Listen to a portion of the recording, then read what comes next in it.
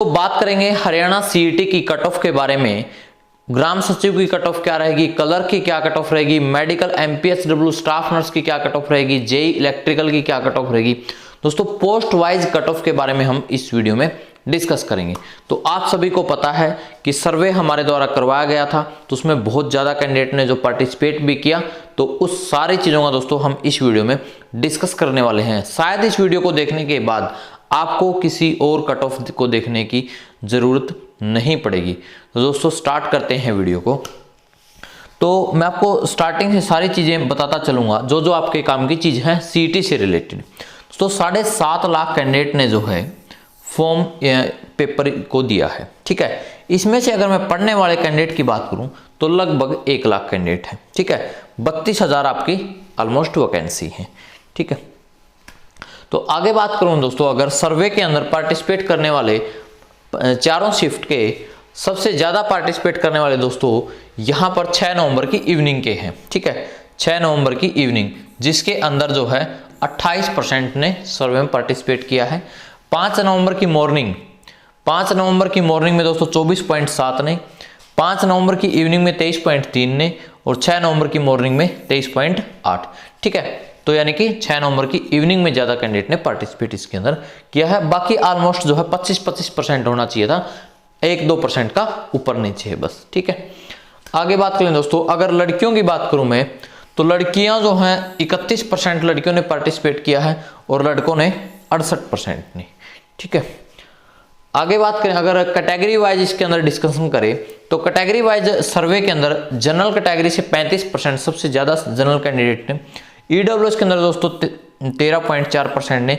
जैसे जैसे कैंडिडेट की कैटेगरी उसी हिसाब से जो पार्टिसिपेट सर्वे में किया गया है। बीसीबी में दोस्तों 12.5, बीसीए में 17.6, एससी के अंदर 18.8, ठीक है, और 3% दूसरे कैंडिडेट ने पार्टिसिपेट किया है। तो दोस्तों अगर मैं बात करूं, ये पूछा गया था कि आपको पेपर का लेवल कैसा लगा, ठीक है। पेपर का लेवल दोस्तों यहां पर 70% कैंडिडेट ये कह रहे हैं कि पेपर का लेवल मॉडरेट था, यानी कि मीडियम लेवल का था, जिसको हम इजी टू मॉडरेट भी बोलते हैं। अगर टफ की बात करूं तो 15% कैंडिडेट ही सिर्फ ऐसे बोल रहे हैं कि पेपर का लेवल टफ था, ठीक है। ये आप चीज़ों को समझ रहे हैं दोस्तों कि पेपर का लेवल सिर्फ 15% कैंडिडेट ये कह रहे हैं कि पेपर टफ आया था, ठीक है। इजी कहने वाले दोस्तों कितने हैं, 12% कि इजी पेपर आया हुआ था, ठीक है। तो यानी कि धीरे धीरे दोस्तों सारी चीज़ें मैं आपको इस वीडियो में डिस्कस करने वाले हैं, ठीक। सब चीज़ों को दोस्तों एक साथ लेकर के डाटा जो है तैयार किया गया, जो भी आपकी कट ऑफ रहेगी। इसके अंदर से दोस्तों 11% कैंडिडेट ऐसे हैं जो ऑलरेडी गवर्नमेंट जॉब में हैं, जिन्होंने सीईटी का पेपर दिया। 10 से 11% ऐसे कैंडिडेट हैं जो ऑलरेडी किसी न किसी जॉब में है। जैसे कि कोई ग्रुप डी में लगा हुआ है तो वो ग्राम सचिव पटवारी बनना चाहता है, कोई कलर का लगा हुआ वो टैक्सेशन इंस्पेक्टर बनना चाहता है, ठीक है। तो यानी कि अपने आप को ऊपर उठाने का काम करते हैं। तो यानी कि 10% कैंडिडेट ऐसे हैं जो गवर्नमेंट जॉब में है, ठीक है। 88.2% ऐसे हैं जो भी तलाश में है, ठीक है। तो अगर मैं बात करूं दोस्तों, इसमें ऑल ओवर एवरेज की बात करूं, अगर मैं 5 की मॉर्निंग में दोस्तों एवरेज जो स्कोर रहा है अपना, वो रहा है दोस्तों 62 क्वेश्चन का, ठीक है। 62 नंबर एवरेज अटेम्प्ट रहा है। 5 नवंबर की इवनिंग दोस्तों, यानी कि मार्क्स हैं, ये अटेम्प्ट नहीं मार्क्स हैं, 61 नंबर। 6 नवंबर की मॉर्निंग में 58 और 6 नवंबर की इवनिंग में 63। ये दोस्तों ऑल ओवर एवरेज रहा है। अगर मैं बात करूं मेल और फीमेल की अलग अलग, तो मेल का जो है दोस्तों यहाँ पर एवरेज रहा 62 के 62 नंबर, 61 नंबर 5 नवंबर की इवनिंग में, और 6 नवंबर की मॉर्निंग में 58 और 6 नवंबर की इवनिंग में 64। यहीं पर अगर लड़कियों की बात करूं दोस्तों मैं, तो यहाँ पर लड़कियों का 5 नवंबर की मॉर्निंग में 61 है और 5 नवंबर की इवनिंग में 58 है, 6 नवंबर की मॉर्निंग में 54 है और 6 नवंबर की इवनिंग में कितना है, 60 है, ठीक है। तो यानी कि यहाँ पर अगर मैं बात करूं दोस्तों 3 से 4 क्वेश्चन का डिफरेंस रहा है, कम रहे हैं। यानी कि लड़कियों का जो एवरेज स्कोर है वो लड़कों से 3 से 4 नंबर कम रहा है, ठीक है। बताने को तो दोस्तों मैं भी ऐसे लिखता कि जनरल की जाएगी, उसकी ये जाएगी, ठीक है। लेकिन आपको असली मजा इसी में आपको लगेगा कि हाँ आपका सिलेक्शन होगा कि नहीं होगा। ठीक है, तो अब बात करूं दोस्तों कि अलग अलग जैसे एवरेज अलग अलग शिफ्ट थी तो नॉर्मलाइजेशन होगा। ठीक है, सभी शिफ्ट्सों को बराबर करने के लिए नॉर्मलाइजेशन का मेथड अपनाया जाता है। तो यानी कि अगर जो 5 नवंबर की मॉर्निंग में शिफ्ट थी, ठीक है, उसका दोस्तों जितने उसके नंबर बढ़ने, मान लिया किसी के नंबर बढ़ने हैं 51, तो उसके दोस्तों कितने हो जाएंगे 52 नंबर। ठीक है, या किसी के 49 है तो उसके हो जाएंगे 50। इसी तरह दोस्तों दूसरे शिफ्ट में 5 नवंबर की इवनिंग में 2 नंबर बढ़ेंगे और 6 नवंबर की मॉर्निंग में दोस्तों 5 नंबर बढ़ेंगे। ठीक है, 5 नंबर जो है 6 नवंबर की मॉर्निंग में बढ़ेंगे और 6 नवंबर की इवनिंग में दोस्तों कोई भी नहीं है। जैसे अगर 5 नंबर की अगर मैं बात करूं, जैसे कोई कैंडिडेट जनरल कैटेगरी का है और आपको पता है कि 50% लेने उसको जरूरी है, तो अगर किसी के 45 नंबर बन रहे हैं तो 5 नंबर उसको नॉर्मलाइजेशन के मिल जाएंगे, 50 हो जाएगा और वो क्वालिफाई कर जाएगा। ठीक है, अब बात करें दोस्तों ऑब्जेक्शन की। ठीक है, ऑब्जेक्शन के नंबर जो हैं, पहली बात कि किसी ने ऑब्जेक्शन लगाया है या नहीं लगाया है, अगर एनटीए उसके ऑब्जेक्शन को मान लेता है तो उसके नंबर सभी को मिलेंगे। ठीक है, तो 5 नवंबर की मॉर्निंग की अगर मैं बात करूं दोस्तों तो 4 के क्वेश्चन पे ऑब्जेक्शन लगाया है। 5 नवंबर की इवनिंग की अगर मैं बात करूं तो 3 के क्वेश्चन पे ऑब्जेक्शन लगाया है। 6 नवंबर की मॉर्निंग की अगर मैं बात करूं 5 के क्वेश्चन पे ऑब्जेक्शन लगाया और 6 नवंबर की इवनिंग में भी 5 क्वेश्चन, टोटल दोस्तों 17 क्वेश्चन पर ऑब्जेक्शन लगाया गया है। हो सकता है इसके अंदर एक आध ज्यादा भी लगाया हो। ठीक है, 5 नवंबर की मॉर्निंग में खासकर, तो यानी कि 1-2 नंबर का आगे पीछे किसी ने ज्यादा लगाया, तो ऑल ओवर अगर मैं एवरेज की बात करूं तो 4, 3, 5 और 5 के क्वेश्चन जो है बने। यानी कि 6 नवंबर की मॉर्निंग वालों को एक तो 5 नंबर का आपको ऑब्जेक्शन का फायदा मिलेगा, ये इसका नॉर्मलाइजेशन का फायदा मिलेगा और प्लस में क्या मिलेगा, ऑब्जेक्शन का फायदा मिलेगा। ठीक है, यानी कि अगर आपका नॉर्मलाइजेशन में 5, अगर किसी का स्कोर थोड़ा सा मैं बताना चाहूं, अगर किसी का स्कोर दोस्तों मान लिया 42 नंबर आ रहे हैं उसके, ठीक है, तो नॉर्मलाइजेशन में उसके जो है 5 नंबर बढ़ गए और ऑब्जेक्शन के भी उसके मान में ये जो है 5 में से 3 ठीक है, तो यानी कि 5 और 3 8, 42 और 8 दोस्तों 50, यानी कि 42 नंबर वाला भी इस तरह से जो है पास हो जाएगा। ठीक है, अगर आंसर की के अकॉर्डिंग उसके इतने हैं तो 3 के क्वेश्चन उसको इस तरह से ऑब्जेक्शन के बढ़ करके, यानी कि इस तरह से जो है ऑब्जेक्शन जो कैंडिडेट के मार्क्स बढ़ेंगे। ठीक है, ऐसा ही सभी शिफ्टों में। आगे बात कर लेते हैं दोस्तों, तो अगर आपने ऑब्जेक्शन के क्वेश्चन देखने हैं तो अपना HSC CET official Telegram channel है, इसको आप ज्वाइन कर सकते हैं। यहाँ पर सभी शिफ्ट्स के ऑब्जेक्शंस की पीडीएफ जो है डाल रखी है, यहाँ से आप आराम से देख पाएंगे। अब बात करें दोस्तों थोड़ा सा फैमिली आईडी और इन चीज़ों के बारे में, क्योंकि मैं आपको कंप्लीट जो है एनालिसिस है ये कि सारी चीज़ों को एक साथ, ताकि आपको दिन भर 10 वीडियो देखने से अच्छा कि 2 दिन में 1 वीडियो देख लो तो आपके लिए बेहतर होगा। आपका इससे क्या होगा, टाइम वेस्ट नहीं होगा, आप अपने राह पर सही चल रहे होंगे।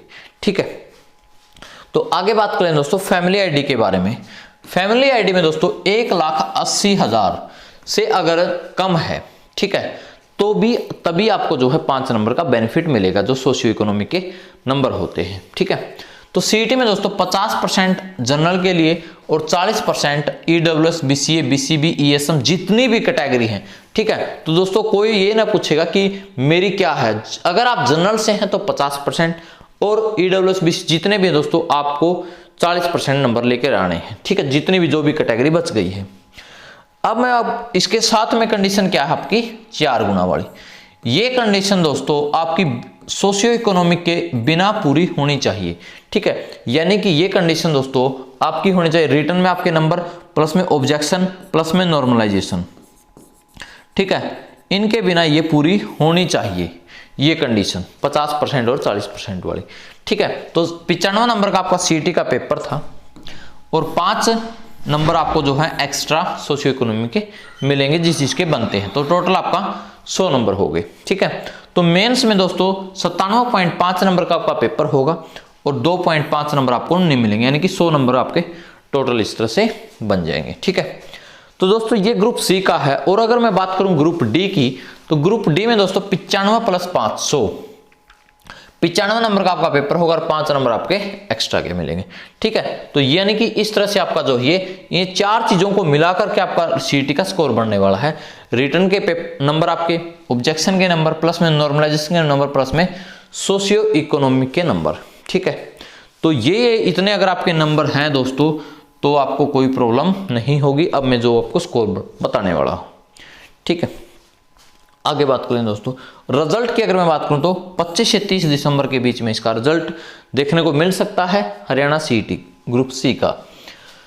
तो अब मैं थोड़ी सी वैकेंसी की अगर मैं बात करूं दोस्तों, वैकेंसी की और जो अपने सर्वे का रिजल्ट है 12th पास, उसके अंदर दोस्तों 20% कैंडिडेट। ठीक है, यानी कि एक तरह से ऑल ओवर जो है 20% कैंडिडेट ऐसे हैं 7.5 लाख में से जो 12वीं पास है। ठीक है,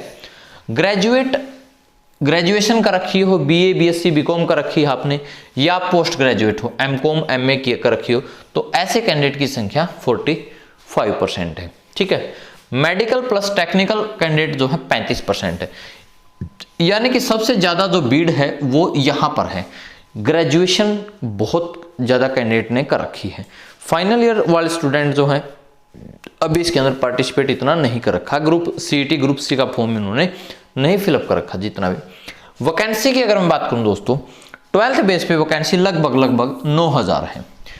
अगर ग्रेजुएट और पोस्ट ग्रेजुएट की अगर मैं बात करूं दोस्तों 4000 वैकेंसी है।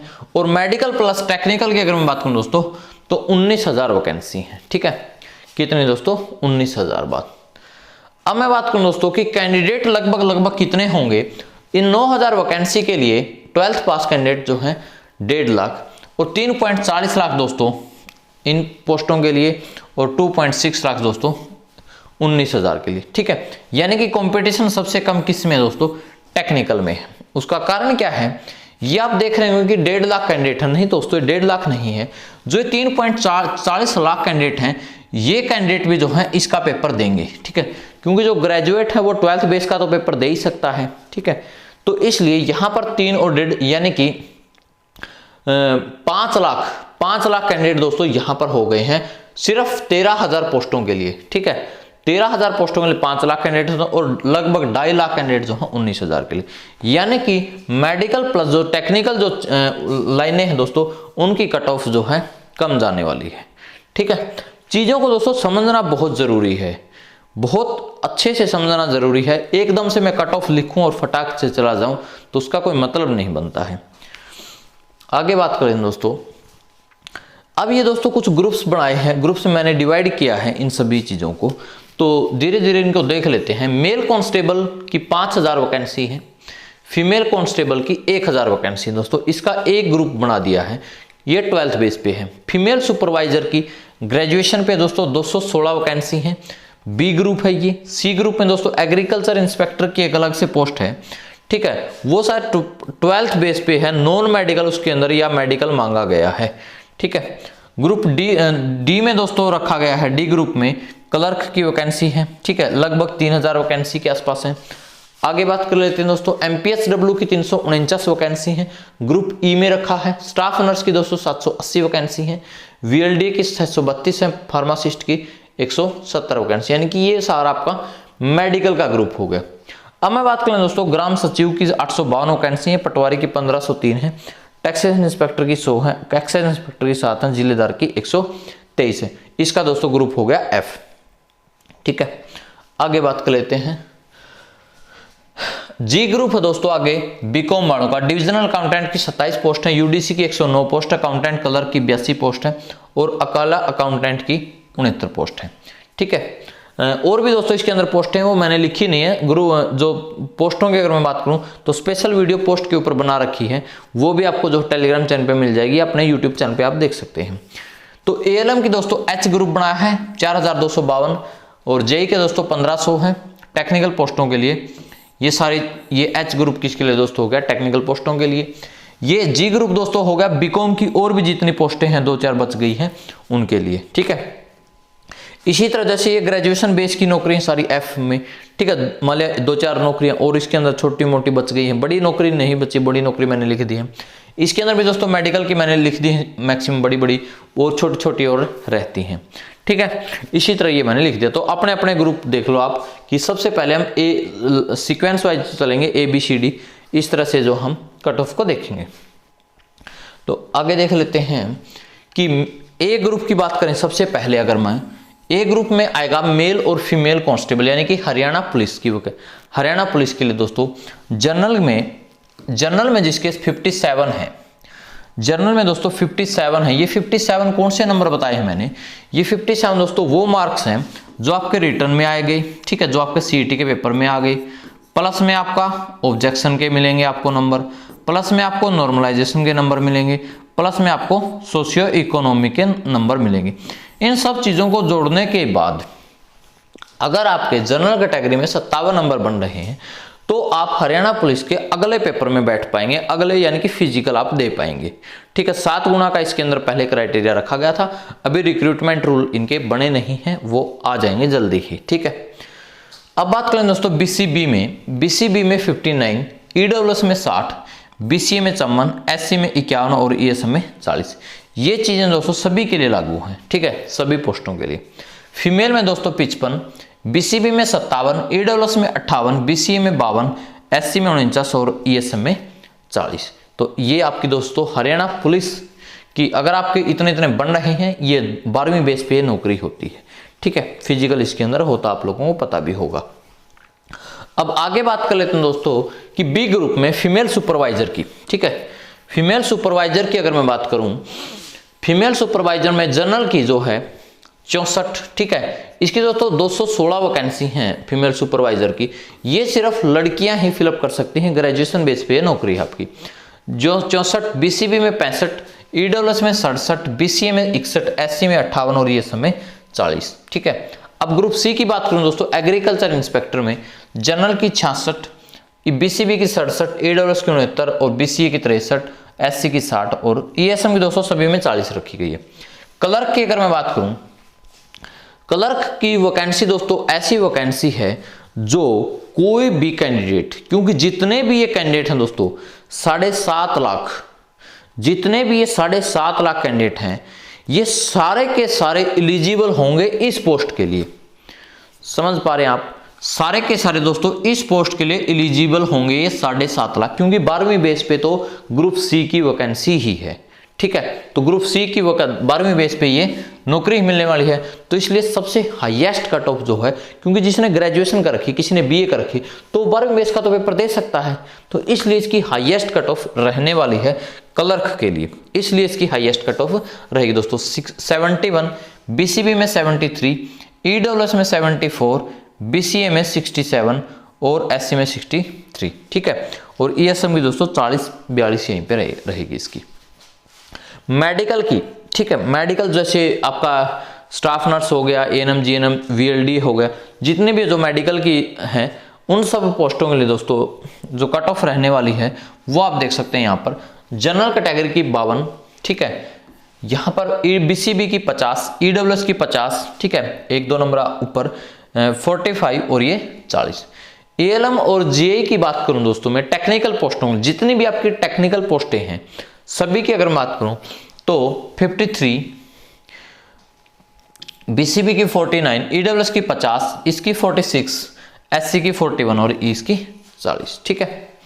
अब आगे बात करें दोस्तों, जो अपना मोस्ट ग्रुप बचा हुआ है, जो यानी कि जो मैंने सर्वे के अंदर देखा गया है कि कैंडिडेट किसके अंदर जाना चाहते हैं, तो सबसे ज्यादा कैंडिडेट मिले हैं ग्राम सचिव, patwari, Haryana police, clerk, staff nurse, JE. ये 5-6 तरह की पोस्टें हैं जिनके अंदर कैंडिडेट जो है जाना चाहते हैं।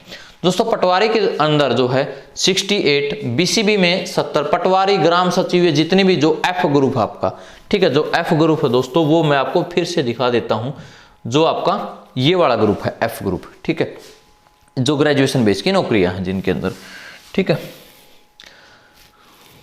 हाँ,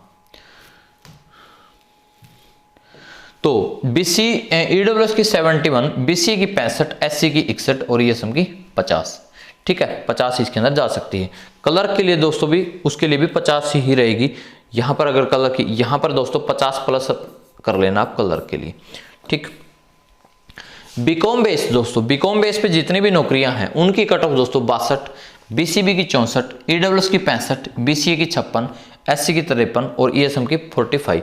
+-2 का इसके अंदर हम गैप रख सकते हैं। अगर आपके +-2 यानी कि -2 तक भी हैं तो भी आप जो है मेंस की अच्छे से तैयारी स्टार्ट कर दें। अगर आप लोगों के इसके अकॉर्डिंग क्वालिफिकेशन और आपके मार्क्स नहीं हैं तो दोस्तों ग्रुप डी की तैयारी कीजिए, या फिर आप एसएससी की जो सीएचएसएल की +2 बेस पे वैकेंसी आई हुई है उसकी तैयारी कर सकते हैं, क्योंकि अंधेरे में जीने से कोई फायदा नहीं है। 4 गुना वाला सिस्टम अभी लागू है। 9 जनवरी इसकी हाई कोर्ट की डेट है। अगर ये क्वालिफाई नेचर हो जाता है तो आप लोग जो 50% और 40% सिर्फ वो कंडीशन में रह पाएंगे। तो दोस्तों जानकारी कैसी लगी आप लोगों को, वीडियो कैसी लगी कमेंट सेक्शन में ज़रूर बताएं। और जो जो आपको प्रॉब्लम है कि आपसे मैंने जो क्वेश्चन आप लोगों को नहीं बताया है, जो रह गए आपके मन में डाउट है, वो आप कमेंट सेक्शन में कमेंट कीजिए। मैं एक नेक्स्ट वीडियो में उस वीडियो कमेंट सेक्शन को लेकर के सारी चीज़ों को आपका डाउट जो है नेक्स्ट वीडियो में दूर किया जाएगा। तो दोस्तों यूट्यूब चैनल को सब्सक्राइब करें, क्योंकि यहाँ पर सिर्फ ऑथेंटिक चीज़ें ही आपको सारी चीज़ें प्रूफ के साथ या फिर एक अच्छी नॉलेज के साथ जो है दी जाती हैं। तो इस वीडियो में इतना ही दोस्तों, थैंक यू।